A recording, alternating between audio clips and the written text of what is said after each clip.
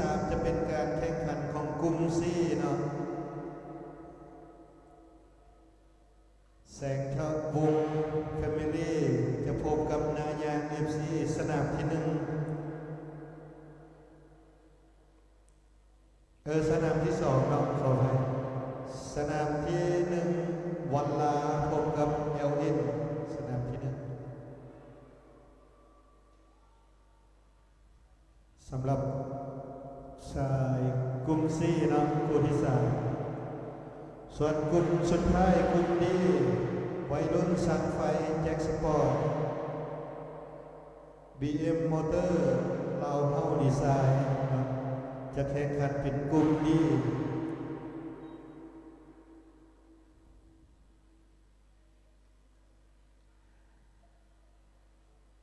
เอาพยายามนอกสนามที่1เนาะเพื่อบ่ให้มันเลทคู่ต่อไปถ้าหากว่ามันเลทไปการพักผ่อนของแต่ละทีมเนาะของกรรมการก็จะเลทไปนำ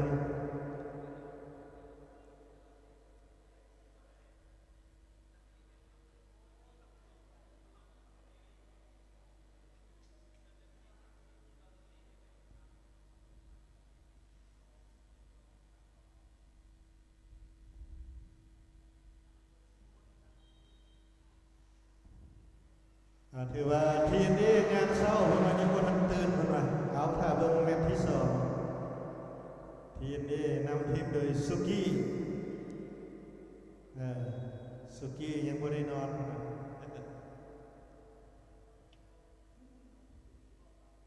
ม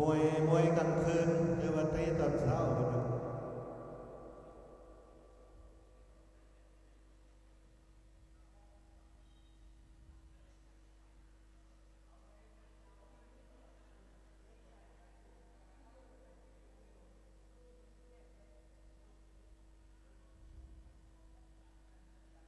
ถือว่าบ่าววีมางานนี้เพิ่นว่าบ่ได้เอาบักส้มมาเพิ่นว่าช่วงนี้เมียถือว่าถือพาเพิ่นว่า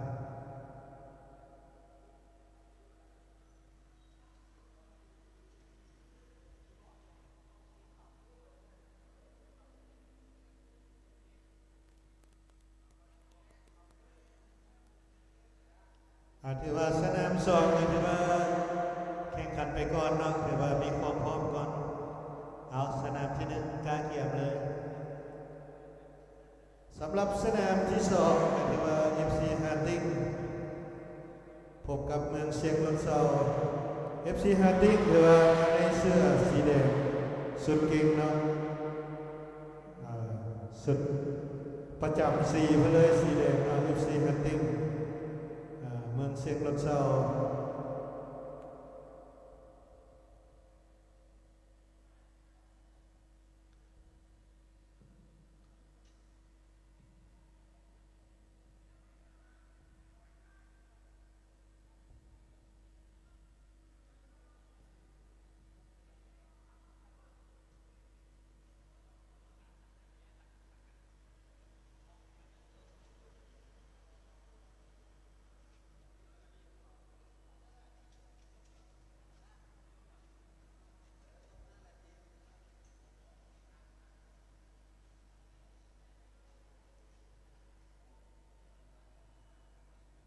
สนาม1เนาะโตกดเสียงรายชื่อเกียมเลย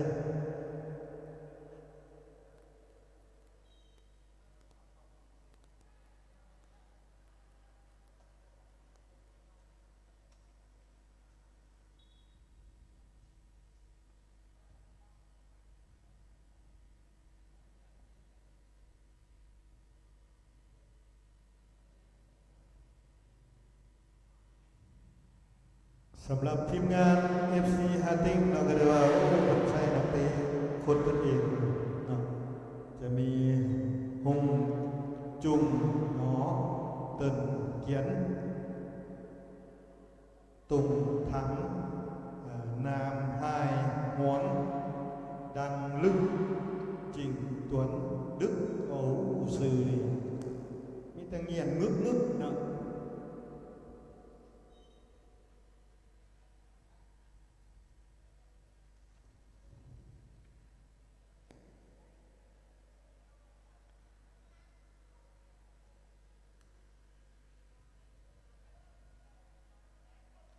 เอามาเบิ่งมาลุ้นกันเนาะระหว่างสนามที่1และสนามที่2ทีมใดจะเก็บใช้สนามไปเนาะครูบิ๊กแมนก็คือว่าน้ำเปล่าวาพบกับเอ็นเจและสนามที่2 FC Hunting พบกับเมืองเสียงรถเสา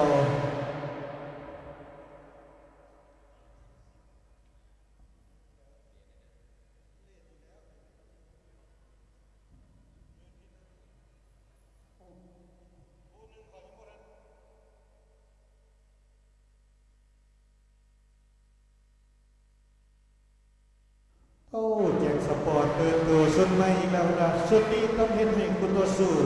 ลายตาโอ้ถือว่าออกแบบสุดใหม่ตลอดเป็นทีมที่เข้าร่วมการแข่งขันทุกๆรายการแจ็คสปอร์ตห้านเสื้อผ้ากีฬาเป็นทีมสั้นนำนะของบ้านเดินสายเมืองลาว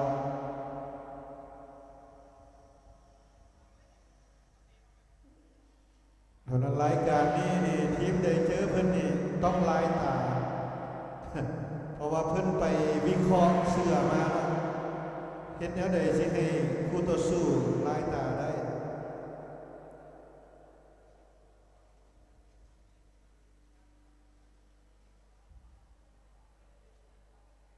ถือว่าท่านแจ็คนี่เพิ่นจ้างนักวิเคราะห์มาเลย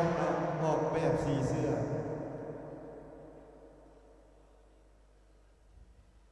ราคาทีมใดที่อยากได้เครื่องเนาะเครื่องเตะเสื้อผ้ากีฬางามเนาะเนื้อผ้าคุณภาพดีก็ต้องห้ามแจ็คสปอร์ตเนาะสามารถออกแบบเองได้เนาะดีไซน์เองได้ถือว่าเพิ่นก็มีโปรเนี่ยเนาะมีโปรเพิ่นมีแถมอยากได้เสื้องามๆก็อย่าลืมเนาะติดต่อหาเพิ่นได้แจ็คสปอร์ตรายการนี้เพิ่นว่าบ่ได้กะยาคู่ต่อสู้ต้องลายตา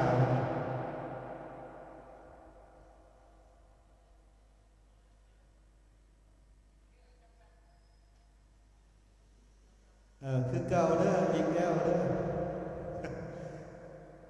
แจ็คสปอร์ตอย่าลืมเด้ออีกแล้ว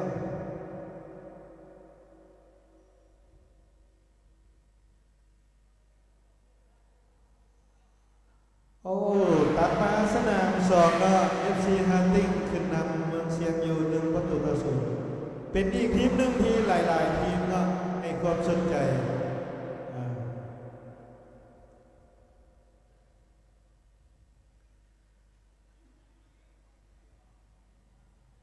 แต่ว่าก็ได้สิทธิพิเศษเนาะเข้าร่วมแข่งขันเพราะว่าอิงใส่การเคลื่อนไหว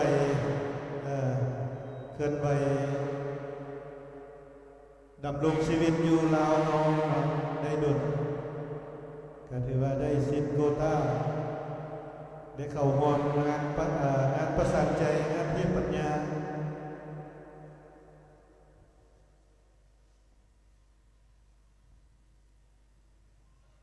ถือว่าเพื่อนก็เคยเข้าร่วมรายการอยู่ในเทพปัญญามาหลายปีแล้วสำหรับ FC Hunting เพื่อนก็มีธุรกิจเฮ็ดธุรกิจอยู่ลาวเนาะบ่ว่าจะเป็นเครื่องกีฬาเนาะหลายๆประเภทบ่ว่าจะเป็นเกิบเตะบาสเสื้อผ้ากีฬา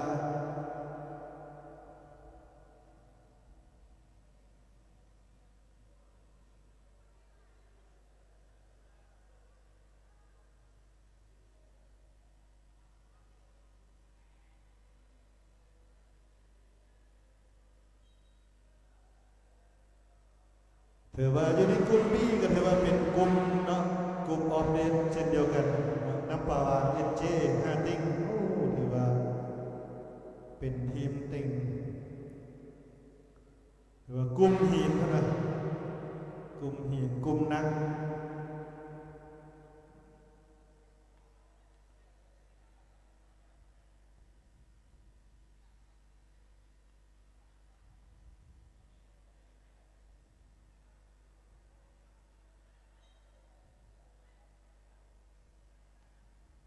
ส่วนใส่กลุ่ม C ก็ถือว่า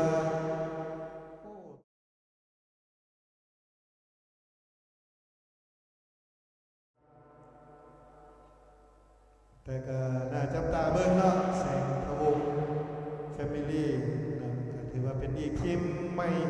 นะทีมใหม่ถือว่าเข้าร่วมแข่งขันจับตาเบิ่งกันเนาะแสงทวง Family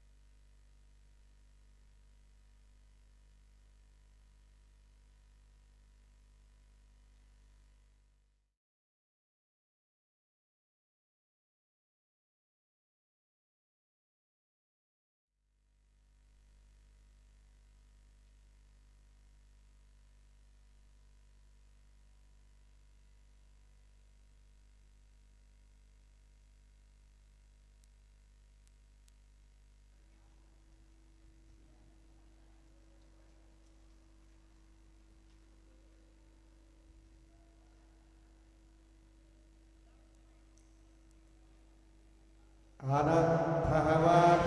ผู้ใดที่เดินทางมายังบ่ทันได้กินข้าวกินน้ำหรือว่ามาที่บูธอาหารเฮาเนาะหรือว่ามีอาหารตามสั่งพิเศษลาบเนาะลาบจันทร์สว่างลาบแซ่บถือว่าต้องเนาะต้องจันทร์สว่าง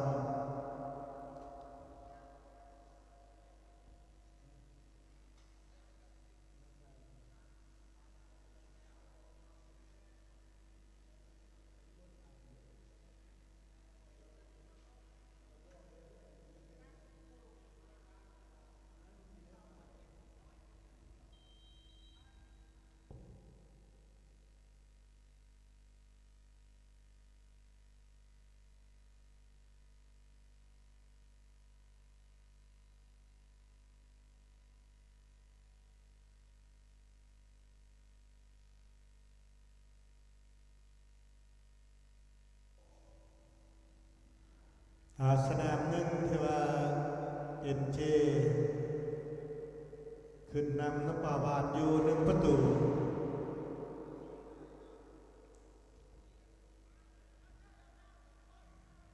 แต่ว่าเคลียร์ไปก่อนน้ำป่าบานได้บาน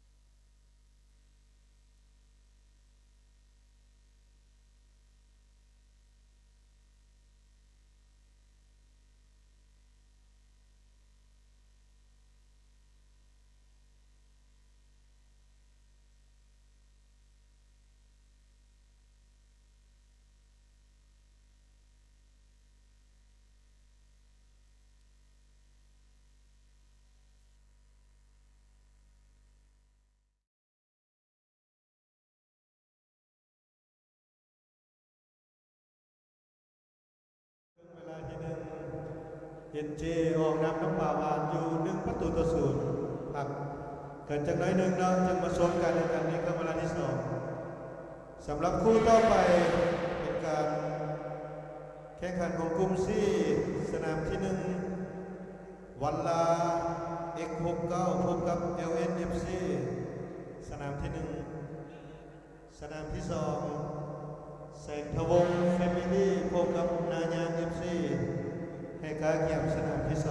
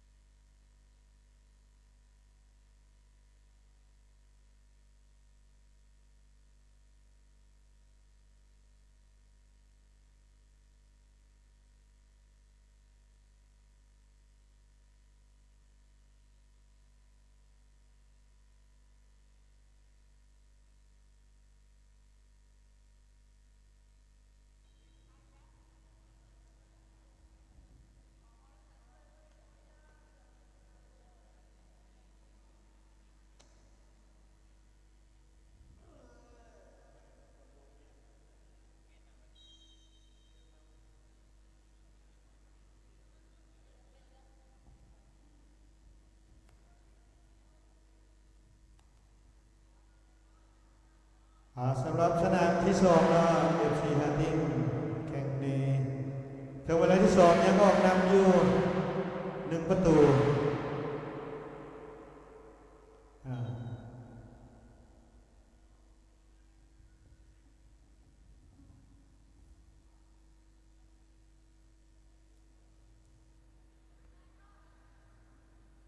แสงทวงศ์แฟมิลี่นายางเนาะอบอุ่นทางกายวอร์มอัพ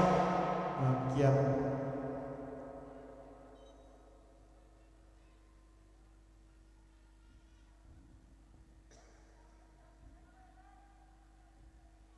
สำหรับคู่สนามที่1และที่2ทีมใดชนะจะได้พบกันในรอบต่อไปเพื่อไปตัดถึงสำหรับปัจจุบันเดือน1คือว่า NJ ยังนำน้ำปาวานอยู่1-0เช่นเดียวกับสนามที่2 FC ฮาร์ดิงยังนำเมืองเสียงรถเซาอยู่1-0เช่นเดียวกัน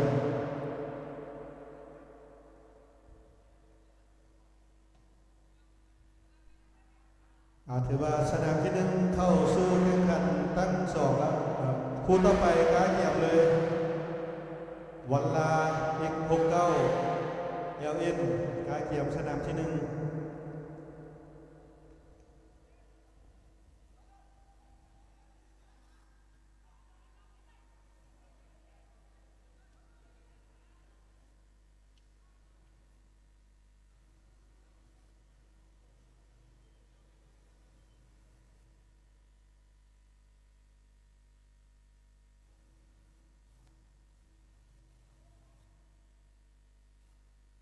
สำหรับห้องต่อไปนะต่อไปของแต่ละทีมใดชนะจะได้แข่งที่สนาม1ส่วนทีมที่เสียจะได้แข่งสนาม2โอ้จังหวะนี้ตัดภาพมาหาเมืองเสียงรถเซาตีเสมออาติงโอ้เอาแล้วคู่นี้ถือว่ายังบ่ทันแน่นอนเพราะว่าโอ้จังหวะบัดครับบัด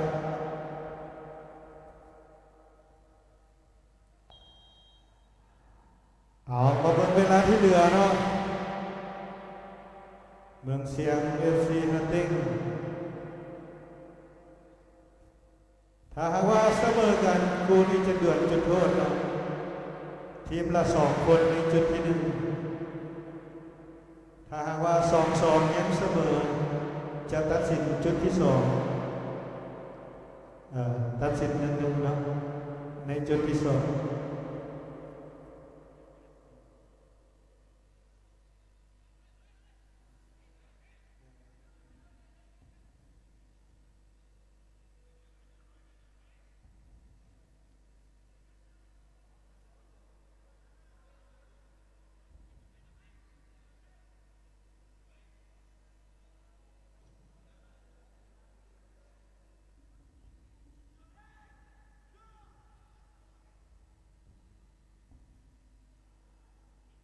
เอาตอนนี้เมืองเสียงยังได้ใจแล้วเนาะถือว่ามีโอกาสจะเอาชนะคืนมันเป็นบานถือผู้เล่นบานด้าน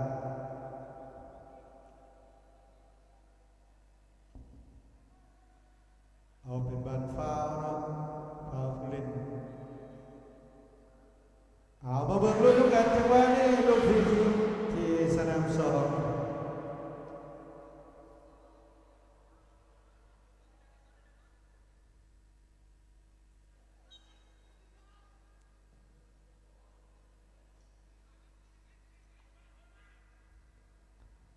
มาเบิ่งเวลาที่เหลือเนาะ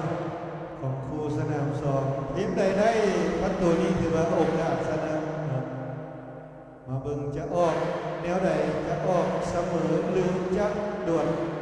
หรือจะมีทีมที่ยิงได้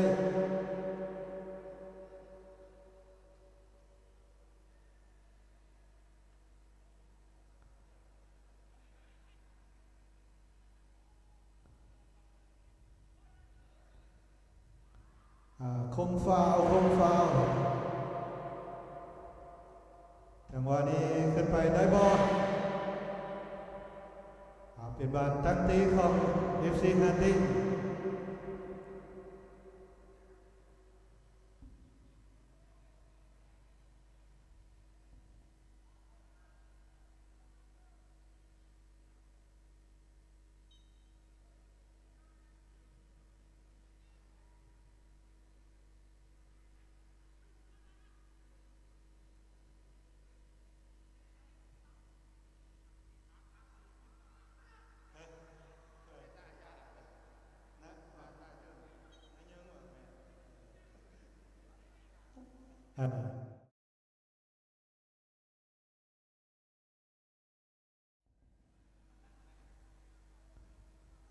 เอาคู่ต่อไปการเกียมแล้วนะคู่ต่อไปสนามที่2แสงทวงศ์แชมิลี่พบกับนาเยืองกาเกียม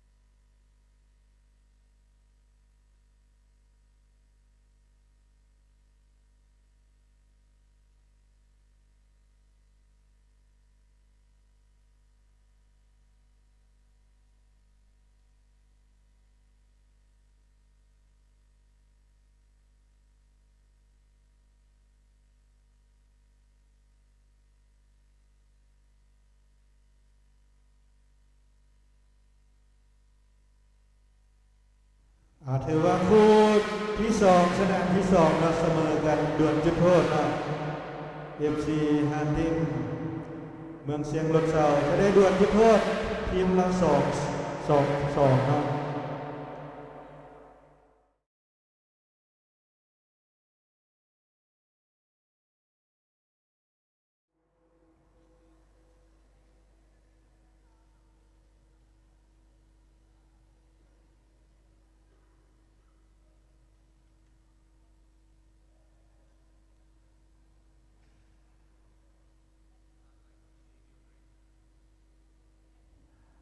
บรรลุน้ำกันว่าทีมใดจะเก็บชัยชนะได้เนาะ FC ฮาร์ติม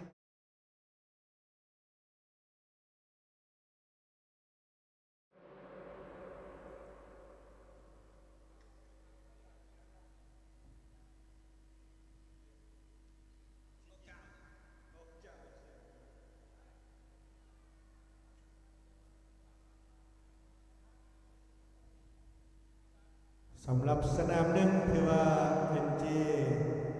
เอกอนุสัยยังออกนำน้ำป่าวานอยู่1 ประตู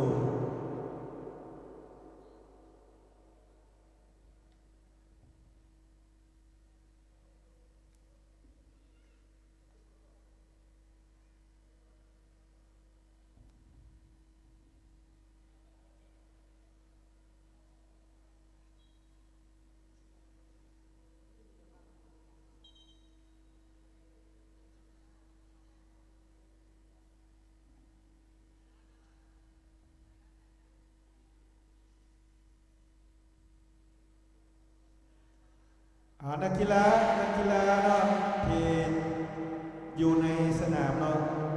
ทั้ง8 คนเข้าไปอยู่บนจุดกลางเดิมทั้ง2 ทีมกรณีดวลจุดโทษหมุนเนาะหมุนทุกคนให้ครบ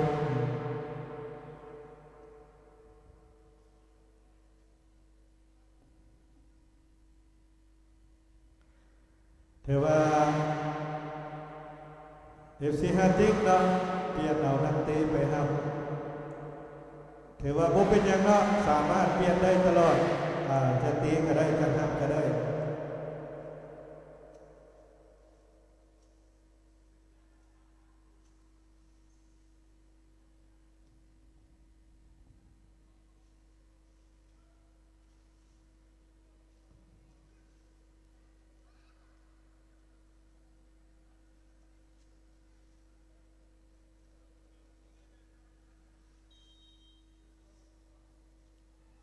โอ้ไปถึงทางนะแต่ว่าบ่ถึงเมืองเสียงขึ้นนำไป1 ประตูมาเบิ่งคนที่1ของเวียดนามเนาะฮาร์ติก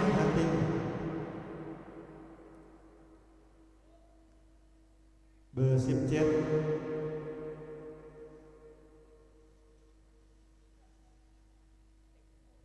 ดวลกับผู้รักษาประตูโอนาน่ายิงจังหวะนี้โอ้โหเกือบไปเอาคนที่2เนาะคนที่2ยังอยู่จุดที่1เมืองเสียงหมายเลข8ส่งหมายเลข8เพื่อจะยิงขึ้นนำ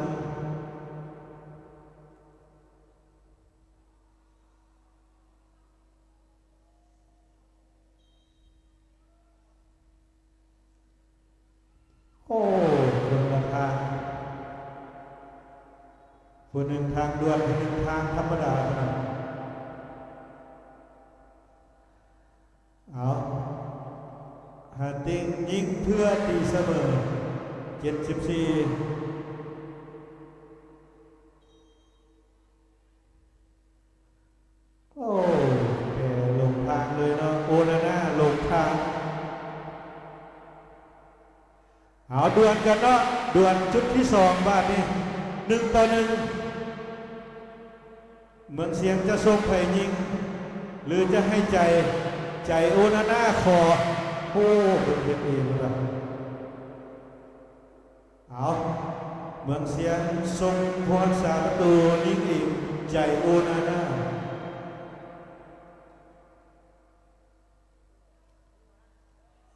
โหเกือบไปโอ้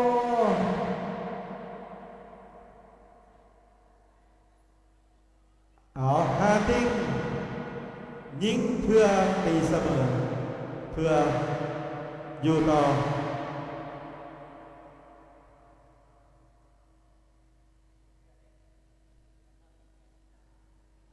เอายิงเพื่อตีเสมอ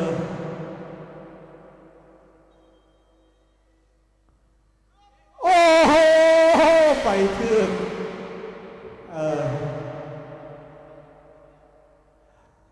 โอนาน่าสไตล์เพื่อนบอกลูกยากๆทำได้ลูกง่ายๆบ่ค่อยทำกันมันเอาถือว่ายังเสมอกันอยู่3-3คนที่4ด่วน1-1คือเก่าเนาะ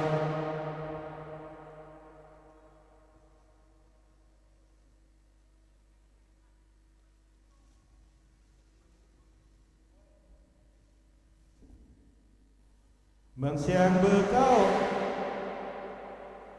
โอ้เปิดบน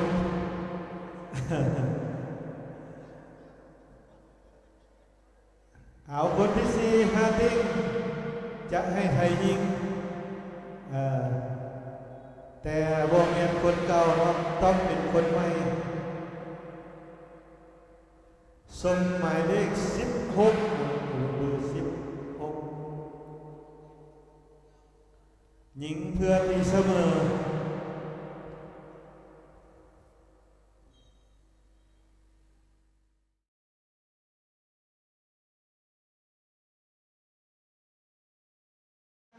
เอาชนะไปด้วยการโดนจุดโทษ4-3เฮ็ดให้ฮาร์ดิงต้องไปตัดสายล่างครับตัดสายล่าง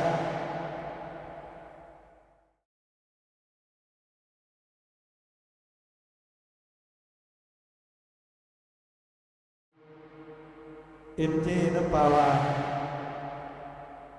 โอ้เอ็นเจถือว่ามีห่างไป2-เฮ็ดให้โอกาสที่จะพบกับเมืองเซียงดอกค่อนข้างสูงฮาร์ดิงยังจะต้องไปตัดสายล่างอีกเนาะ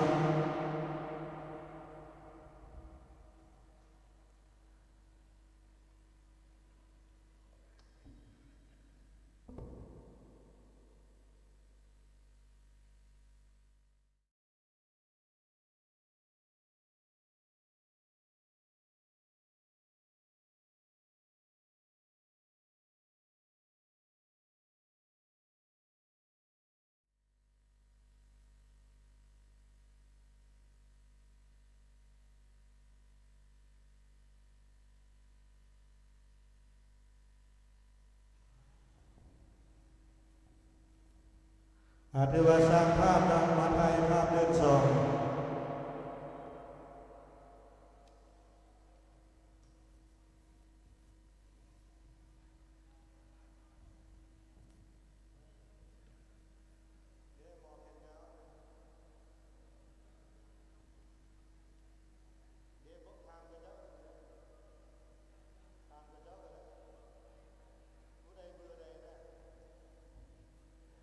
หัวหน้าทีม FC นายเยิงเราจดเบอร์เสื้อให้เนี่ย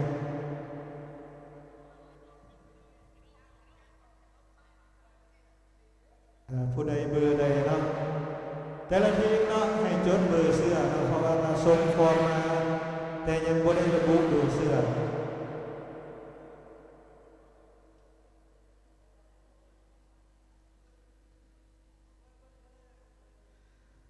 สำหรับคู่ที่3เนาะสนามที่2กำลังจะทำการแข่งขันเนาะแสงพวงแฟมิลี่ FC นาเยิง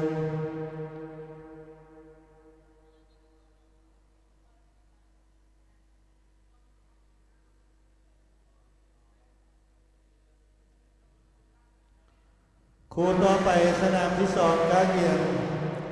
BM Motor ลาวเฮาดีไซน์คู่ต่อไปคู่สุดท้ายสายดีคู่สุดท้ายในห้องแบ่งกลุ่มนะ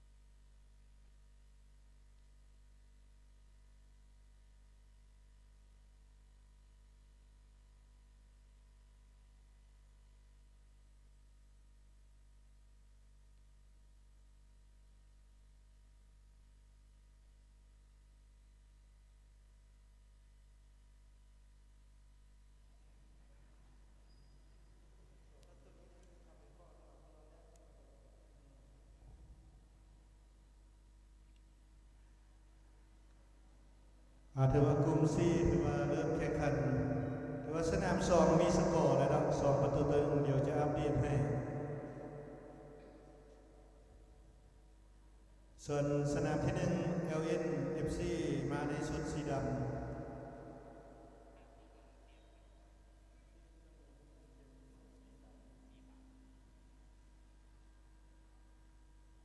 สำหรับบริษัทบัลลา X69 เนาะในเสื้อสีขาวหรือว่าคล้ายๆเสื้อทีมชาติอังกฤษ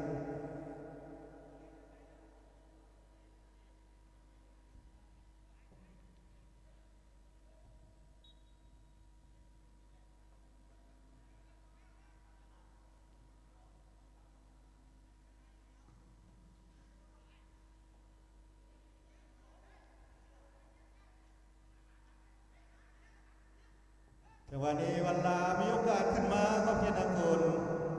LN ตัดบาทได้ไปให้เบอร์7ต้องถึงตัดบาทได้ยิงเข้ามาจังหวะนี้เอาจังหวะนี้ว่าจะได้ยังคุมได้อยู่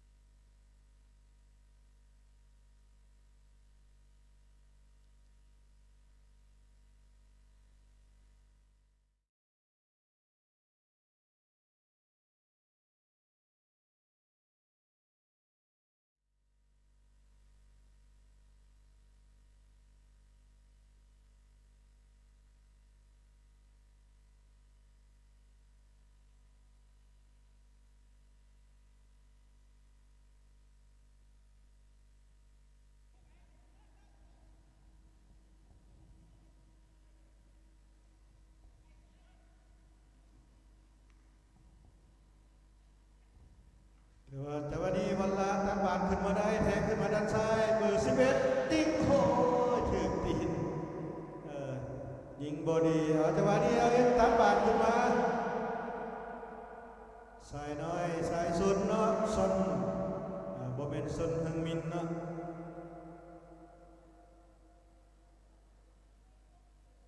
ถือว่าสายซนนึกว่าแม่นซนฮึงมินแต่วันนี้LNยังได้อยู่สุลมุนอยู่หน้าประตูวันลาขึ้นบานมาทางด้านขวาเปิดยาวเลยนะจังไหนดูนี่โอ้ยังอยู่ในเขี่ยออกมาได้เบอร์10 LN นนเปิดไปให้กับต้องเปิดกลับเข้าไปได้ไหมถึงผู้เล่นวันลาหมายเลข88เปิดมาโอ้ดีตึกตัดบาทได้แต่วันนี้สนโอ้จะให้กับทอม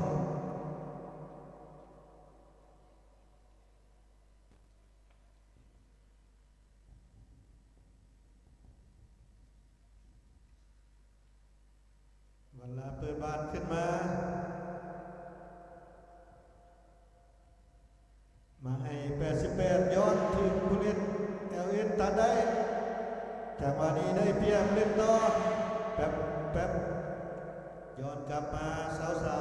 23ไปได้บ่ถึงผู้เล่นบัลลาออกเดินเข้าไปโซนบักไปได้บ่เปลี่ยนออกไปสาวเอ็นจินดากลับมาที่19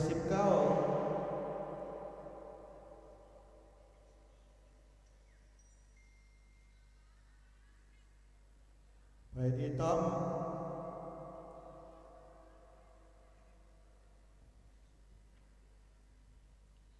ตามเนาะให้ครับเชิญจังหวะนี้ก็ได้โอ้โหยิงไปตามเสาซ้ำนี่โอ้โห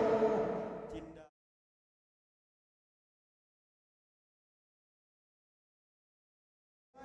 ยิงติดพวกชาวประตูจินดาจะตั้งเข้ามาผู้เล่นบอลลาว่าจะไหนเอาออกมาก่อนโอ้แต่ออกให้ผู้เล่นสำรองอานนท์เปลี่ยนมาให้เสาสาม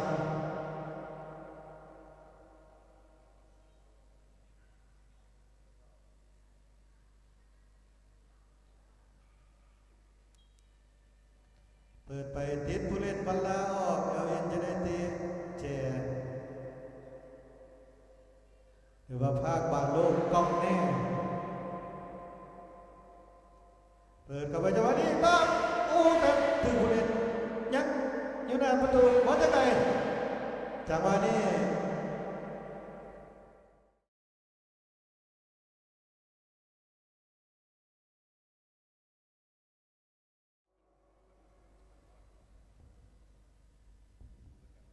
เอาห้ามบัดเรื่องไปเดี๋ยวคอนเฟิร์มนะว่าผู้เล่นเบอร์ใดเนาะ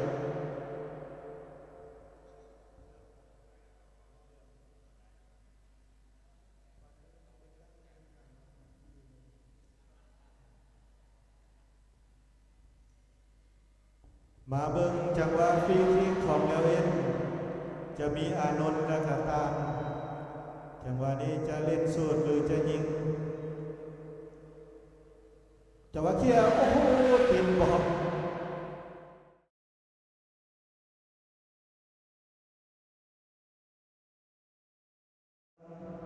อานนท์ติดผู้เล่นวันลายังอยู่ตามโอ้โหลูกนี้ขาซ้ายมางาดขาขวา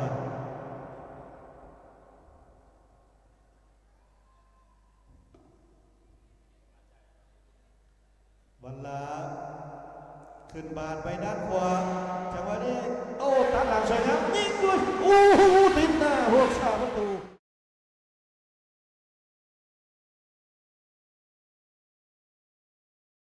ถึงโอ้โหจังหวะนี้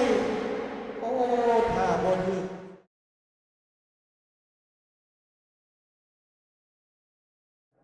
โอ้ต้องได้ตัดฟาวนะครับบัดเดืองไป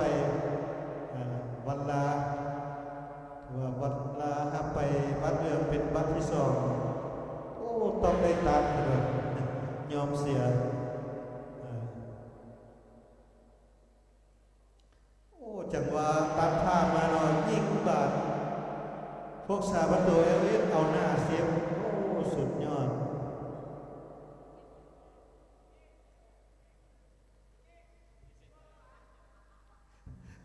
ถึงมัดปลาเกียวแล้วจิมมี่บ่ได้นับแปดหรอกเอาได้โอกาสพี่คิกอีกครั้งนะของเอลเอ็นโอ้จังหวะนี้มีหลายจังหวะนะมีมุมซ้ายจินดาแล้วก็มีแป๊บมีอานนท์มีตามเบิ่งสูตรมาเบิ่งสูตรลูกนี้ให้กับตามยิงโอ้โหสูตร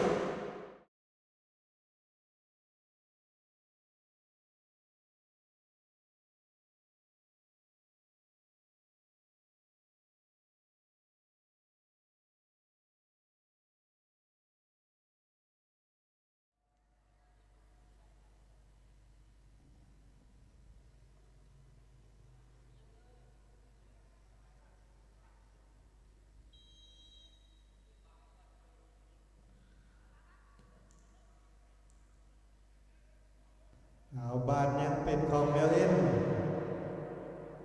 อานนท์ให้กับจินดา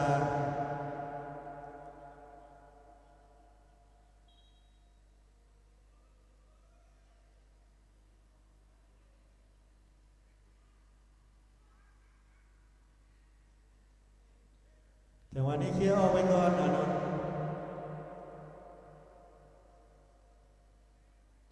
เอามาเบิ่งวันละมีโอกาสขึ้นมาหน้าประตูยิงติดผู้เล่นของเอลเอ็น านเตะเจ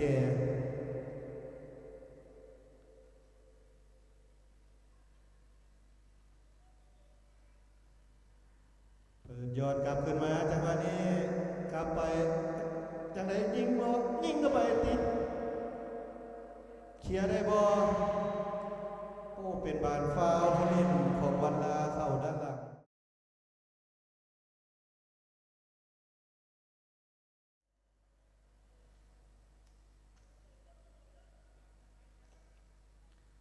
สำหรับกลุ่มนี้ถือว่าเต็งหนึ่งเนาะถือว่า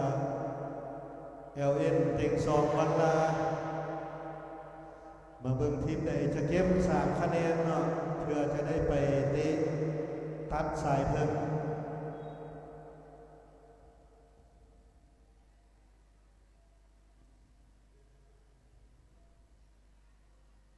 ส่วนสนาม2เราก็ยังมีสกอร์ 2-1 เนาะเดี๋ยวจะอัปเดตว่าทีมใดขึ้นนำตัดมาที่วันลาได้ฟรีคิกยิงจังหวะนี้โอ้โหสวยงาม6-3ประตู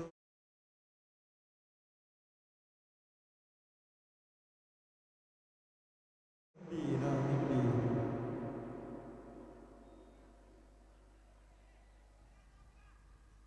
เป็นบานเตะเจของวันลาเล่นไปแถว2จังหวะนี้จะแต่งก่อนยิงเข้าไปอีกโอ้โหมีโอกาส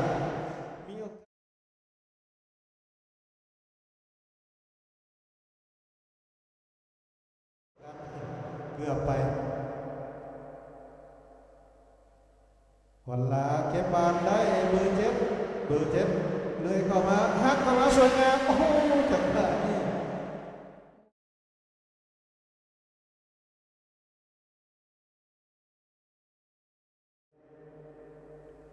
สำหรับเบอร์7มันเจียสายฟ้าโอ้จะสังหารลูกฟรีคิกถ้ายืนคล้ายๆที่แกเรตเบลเนาะเจียสายฟ้า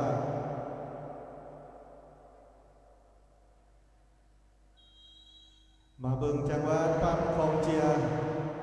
ยิงจังหวะนี้โอ้โหสวยงามจังหวะซ้ำไปเลยท่านใดโอ้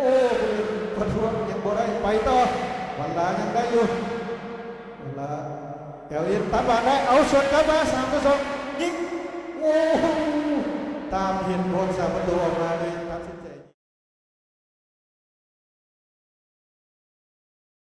วันลาเล่นกันเจียขึ้นไปรัดบอลจังหวะนี้วัดอะไรโอ้ให้บานเดินเท้าออกไปตั้งเต็งโอ้น่าเสียดายฟรีฮันติงเนาะโอ้นำก้อน1-0เพื่อยิงตีเสมอดวลจุดโทษเอายังลุ้นกันต่อฮันติงเจียโอ้โหจังหวะนี้ยิงกระสวยงามเนาะแต่น่าจะเปิดดีกว่าจินดาสลับขาโอ้ปาดโรนัลโดซ้ำไปซ้ำมาแปดตัดว่าไงวันละจังหวะนี้กรรมการให้เล่นต่อเปิดมายังติดวันละอยู่ดันเข้าไปอานนท์ด่วนจังหวะนี้โอ้ฟาวยังบ่ทันเข้าเราถือว่าแรงเข้ามาเราถือว่าทำปั๊บเรื่องไปผิดกติกาถ้าจะเข้าต้องโบเซ็กเซนนะ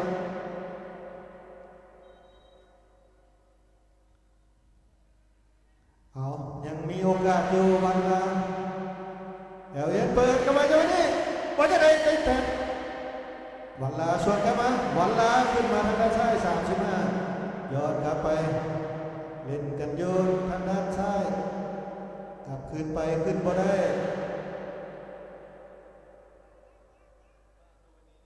เปิดมา35จะมาลงสวยงามโยกดอกในวันนี้คือผู้เล่น19บอกอย่างเอ็นสกัดเป็นบานติเจหรือว่ากอกแน่เจียยับมาทางด้านซ้ายเล่นกันโยนนิ่งจุกเข้าไปเอาเตะเจไหมเล่นกันสั้นๆเจีย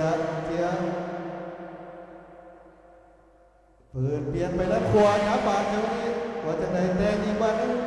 โยมมาว่ายิงโอ้มีโอกาสตายนาวันลาวันลาด่วนจังหวะนี้จบครึ่งเวลาที่หนึ่งLN ออกนำวันลาไป1-0ถือว่ามีโอกาสเนาะทั้งสองทีม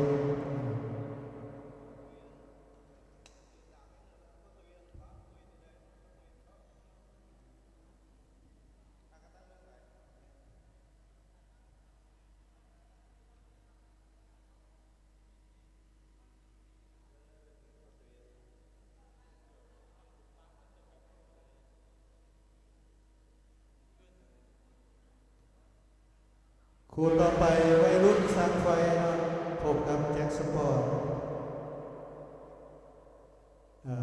หนุ่มไฟฟ้าเจอทีมโรงงานผลิตเสื้อมื่อนี้มาเบิ่งว่าหนุ่มไฟฟ้าจะลายตาเนาะเพราะว่าแจ็คสปอร์ตสร้างเสื้อเฮ็ดพิเศษเลยเฮ็ดให้คู่ต่อสู้ลายตาจากทีมตัวเองสิลายตาเป็นจ้างนักออกแบบมาวิเคราะห์ให้คู่ต่อสู้ได้ลายตาโอ้เบอร์เสาสองเอลเอสนี่บนธรรมดาเนาะลีลานี่คล้ายๆคือเนม่า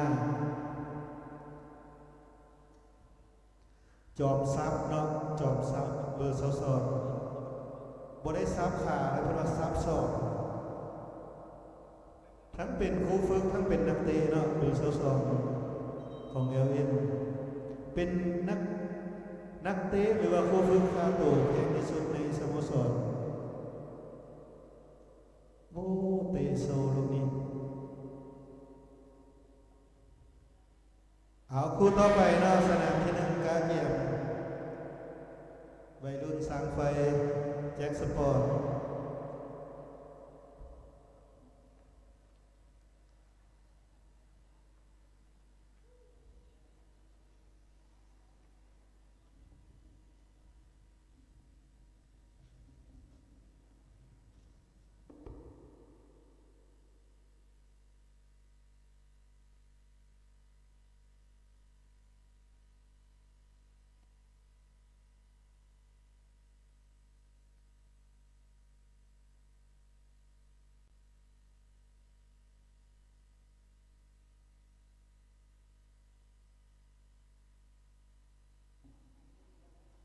สำหรับสนามซ้อม FC นาเยิงถือว่าขึ้นนำทีมแสงทวงแฟมิลี่อยู่2-1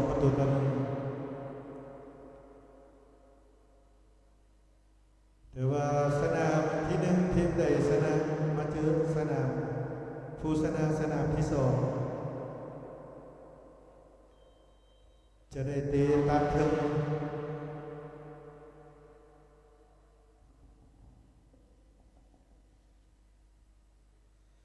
คู่ต่อไป BM Motor เราเข้าดีไซน์นะสนามที่2คาเกียม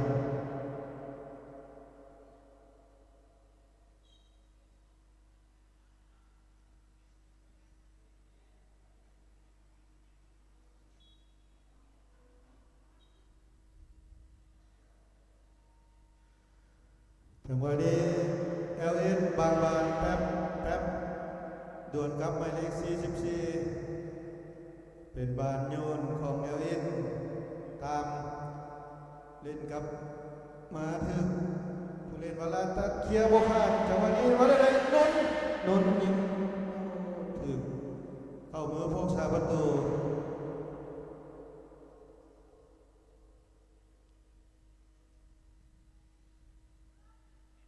ขี่เปิดขึ้นไป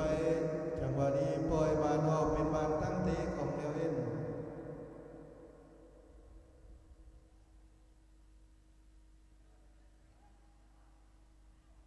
นนพลิกได้ดีพลิกขึ้นมาให้กับแป๊บขึ้นมาที่จินดาเล่นกับแป๊บ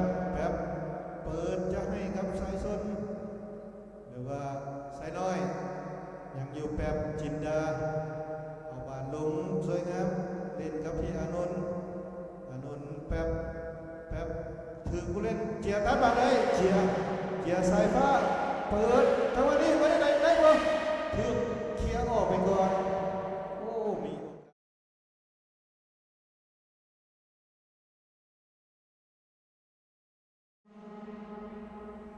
ไปเรื่อยเข้าไปว่าจะได้เป็นบาดออกก่อนตั้งเตะ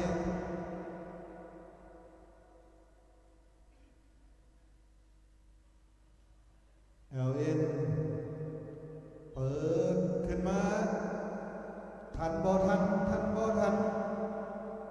เป็นบานตั้งเตะเล่นสั้นขึ้นมาทางด้านขวาเบอร์16เข้าไปออกมาคืน16เปิดไปทางด้านหน้าทันบ่จังหวะนี้ได้บ่จังหวะนี้สวยงามเอาแล้ววัดได้เลยได้ยิงโอ้โห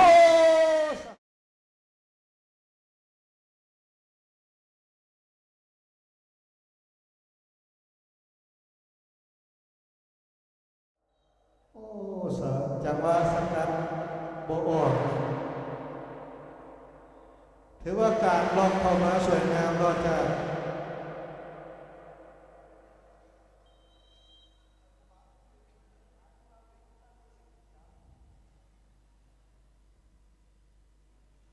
เอาแล้วจังหวะนี้เสมอกันอยู่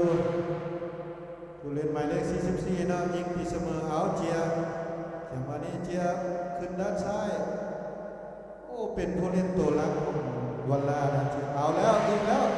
ขึ้นไปกลับมาที่เบอร์21จังหวะนี้พัดยิงบ่โอ้โห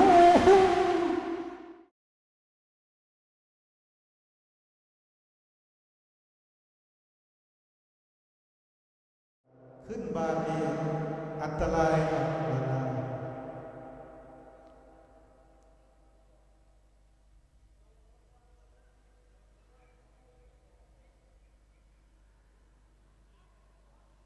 เคลียร์ออกไปก่อนลี19LN นี่เอาแล้วส่งสิ่งลงมาตามจังหวะนี้สลับพาเปิดถือผู้เล่นLNออก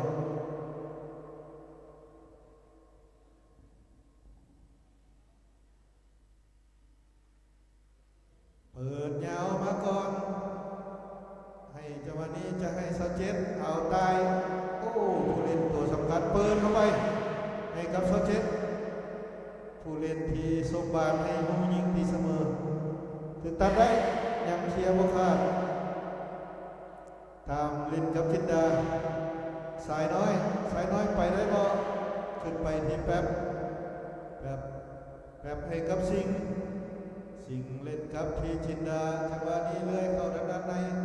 เลื่อยเข้าไปได้บ่เล่นยังทื่อผู้เล่นของเวลาเปิดไปหน้าให้กับเซาเจ็ดเอาแล้วจังหวะนี้ทิ้งไป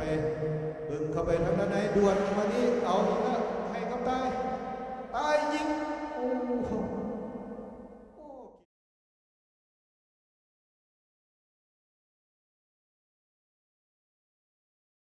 วันละ35ยิงถือผู้เล่นของLNจังหวะนี้สายน้อยให้กับตามใช้ตัวใหญ่เล่นกับสายน้อยยิงโอ้โหถือพวงสาประตู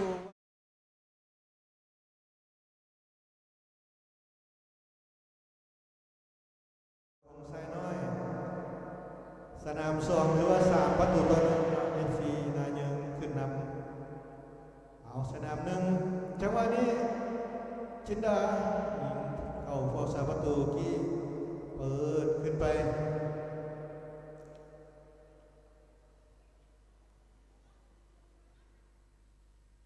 ถือว่าคู่นี้ผู้ใดชนะมีโอกาสจะพบกับ FC นาเยิงถือว่านาเยิงออกนำอยู่3ประตูต่อ1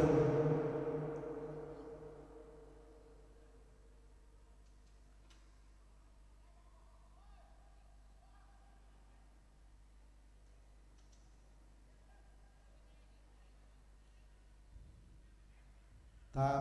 ตามย้อนให้กับสิงให้กับสักสามโอ้ติดได้จังหวะนี้ตายเอาแล้วติดเครื่องไปแล้วตายแทงให้เบอร์17พิมพ์ได้บ่น่าเสียดายพิมพ์บ้างบ่ได้โอ้จังหวะเอาแป๊บเลื่อยด่วนมาใส่แป๊บให้กับสิง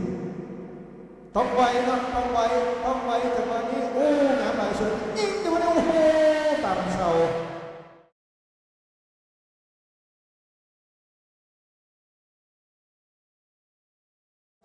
สิงโยนหลอกให้กับตามย้อนมาให้อาน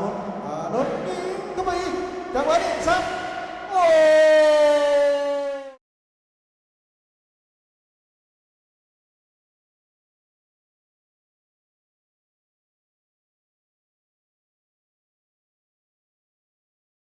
อานนท์ตามซ้ำโดยสดใส่สดคันเกาหลีก็เป็นสดฮึงมิน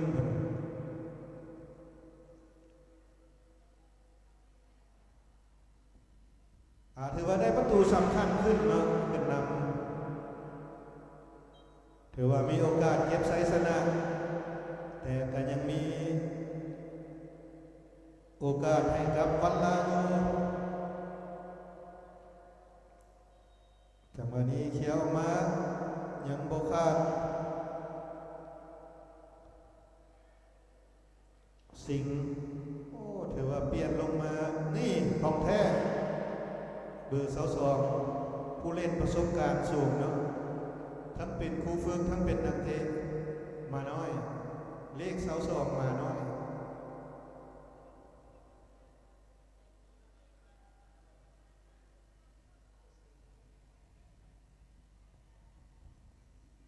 แต่ว่าชื่อเล่นเพิ่นเป็นต่างหากนะเบอร์22ปีนี้เพิ่นอยากอ้วกขึ้นปีนี้เอาวันละต้องพยายามเนาะตีเสมอให้ได้ในเวลาที่เหลือเปิดไปถือผู้เล่นของ LN เคี้ยวไปก่อนมีเท่าใดใส่ให้เบิร์นเนาะวันละ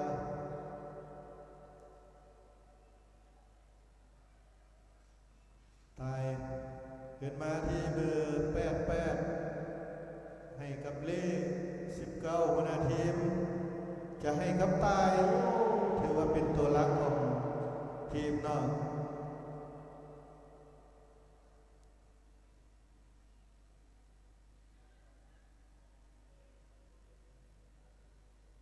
เขี่ยออกไปก่อนโอ้ถือว่านี่ส่งเบอร์เลข33กับ22ลงมาในเกมเปลี่ยนเลยผู้เล่นประสบการณ์ของ LNใส่น้อยให้กับมาน้อยจะท่วงเอาเป็นบานติดแขนเนาะถือว่าโบได้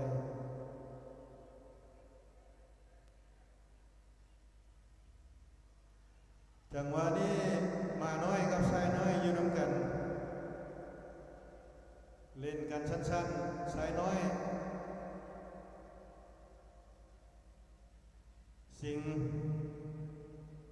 สิ่งย้อนคืนให้พวกสาประตูจิมมี่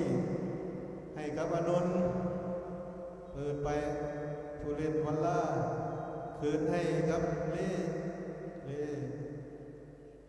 บอกให้มูนเองเนาะเบอร์88เปิดเลิกเข้าไปเขี่ยไปก่อนมาน้อย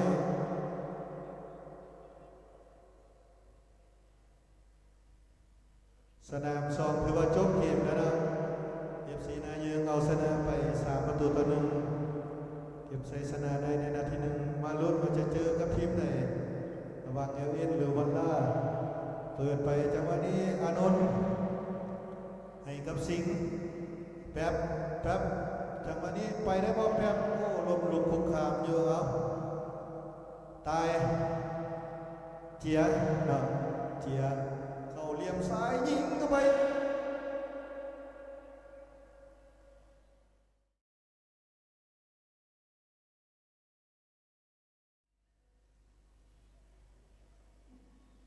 ส่งผู้เล่นตัวรักลงมาอีกแล้วนะนักเตะเก่าของทีมก๊อตจักรพันธ์เบอร์11ก่อน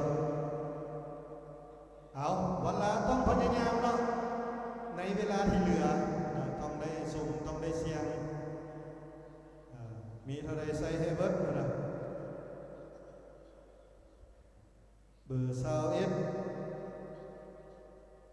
ให้กับเบอร์7เจียยับเข้ามาทางกลางออกไปซ้ายจังหวะนี้เปิดเข้าไปเหลือถือว่าเปิดงามนะแต่ว่าผู้เล่นเบอร์10เนาะเข้ามาเลยเบอร์22เดี๋ยวเอ็ดย้ายมาหามุมกล้องแล้วเนาะเมื่อกี้นี่ไก่แล้วยับเข้ามาใกล้ๆมุมกล้อง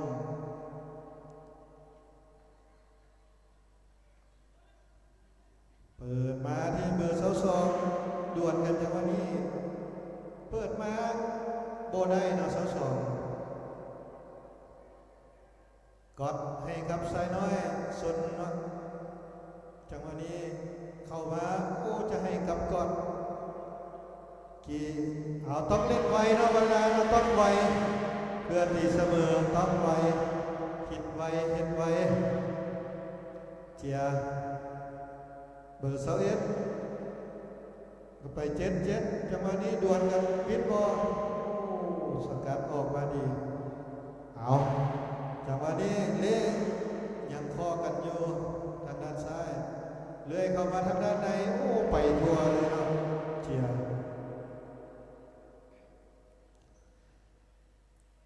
ถือผู้เล่นเดียวเองขึ้นมาจังหวะนี้มาน้อยเท่าไหร่จับบานดันเห็นฟาวเลยพัดไปพัดเลย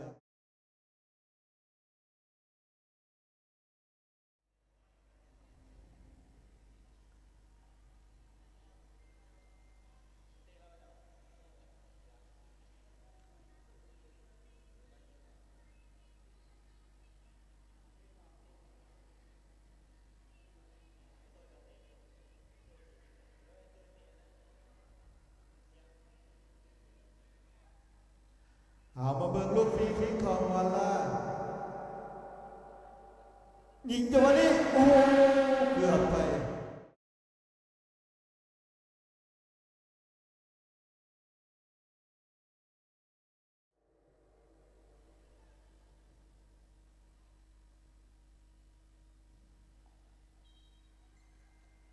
ยังเตะเจต่อมาลุ้นน้ำกันเราจะตีเสมอได้หรือบ่วันล่า69ทีมผู้เล่นอยากอยู่เป็นบานออกก่อนเตะเจอีกครั้งที่3เจียเหลี่ยมซ้ายไปได้บ่เจียถือประกบอยู่เปิดมาสวยงามเอามาลุกได้บ่สาดเอาปล่อยมาจบการแข่งขันถือว่าเอลเอสเอาชนะวันลาไป2-1เห็นให้เอลเอสไปตัดสายเทิงเนาะพบกับ FC นาเยือนส่วนวันลาจะต้องไปตัดสายลุกเนาะตัดลุกพบกับแสงทวงแฟมิลี่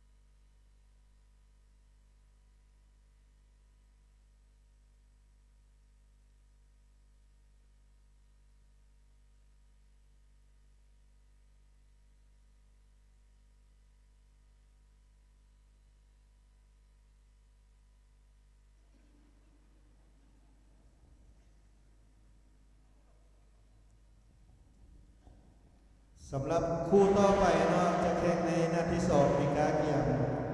จะเป็นการแข่งขันของกลุ่ม A สำหรับทีมที่ชนะจะได้แข่งอยู่ที่สนามที่1เนาะ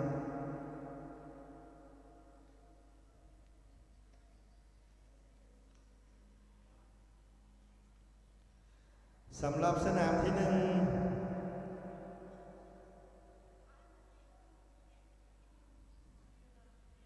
ปัญญายูไนเต็ด XK สปอร์ตจะพบกับ SB ยูไนเต็ดเนาะเป็นคู่ต่อไปสนามที่2 TNA โอโตลาวพบกับคิงไลออนสนามที่2เนาะเป็นคู่ต่อไปให้ค่าเกียมผู้ใดชนะเข้ารอบ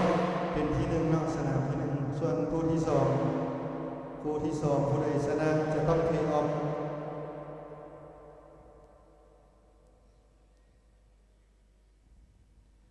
เอาให้ค่าเกียมเนาะสาย A แข่งขันนัดที่2ปัญญายูไนเต็ด XKS Sport SB ยูไนเต็ดสนามที่1เป็นคู่ต่อไป